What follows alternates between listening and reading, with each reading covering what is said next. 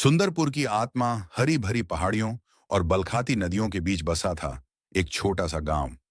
सुंदरपुर कच्चे मकानों की कतारें, संकरी गलियां, गोबर और अगरबत्ती की खुशबू और गेंदे के फूलों की महक इस गांव की पहचान थे। सुंदरपुर का जीवन तेज नहीं था, बल्कि प्रकृति की लय के साथ चलता था। मुर्गे की बांग, मंदिर की घंटी की आवाज और नीम के पेड़ों की सरसराहट, इस गांव की असली ताकत थे। इसके लोग, किसान, कुम्हार, बुनकर और कहानीकार, सब एक दूसरे के सुख दुख में साझीदार थे। गांव का सबसे बुजुर्ग व्यक्ति था दादाजी, जिनकी कमर तो झुकी थी, लेकिन जिंदगी की समझ बहुत गहरी थी।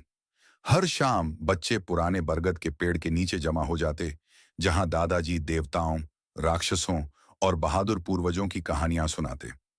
ये कहानियां सिर्फ मनोरंजन नहीं थीं, बल्कि गांव की परंपरा और मूल्यों का आईना थीं। मकर संक्रांति का मेला सुंदरपुर का सबसे खास त्योहार था।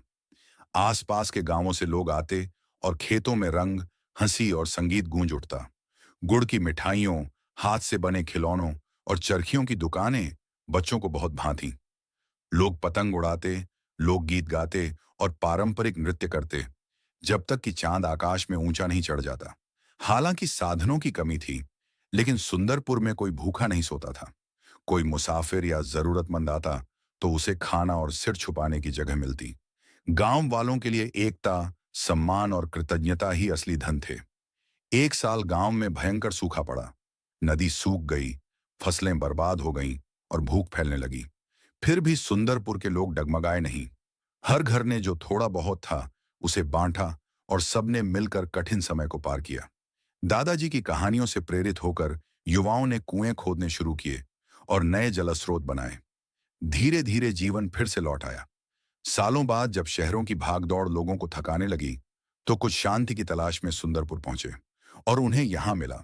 धीमी सुबहों, नम्र लोगों और शाश्वत ज्ञान का गांव। सादा सा दिखने वाला सुंदरपुर वास्तव में अमूल्य खजानों से भरा था।